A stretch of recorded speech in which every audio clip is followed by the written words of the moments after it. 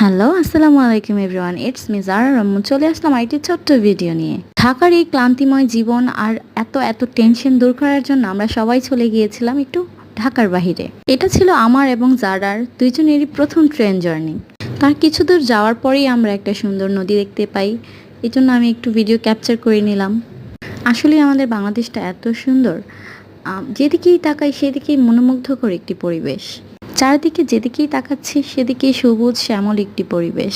কিছুক্ষণের জন্য মনে হচ্ছিল জীবনের যত টেনশন যত ক্লান্তি আছে সবই যেন দূর হয়ে গেল। এই তো মা আর মেয়ে একটু দুষ্টুমি করে নিচ্ছিলাম।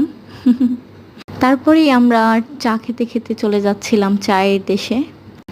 সত্যি এই যেন সত্যি এক সবুজের সমারোহ। সুবহান আল্লাহ, আল্লাহ এত সুন্দর করে আমাদের পৃথিবীটা তৈরি করেছে। আলহামদুলিল্লাহ। তো অনেক সুন্দর সুন্দর দেশ আছে আমাদের পৃথিবীতে। আল্লাহ যেন সেইগুলো দেখার তৌফিকও আমাদেরকে দান করে, সবাইকে দান করুক, আমিন।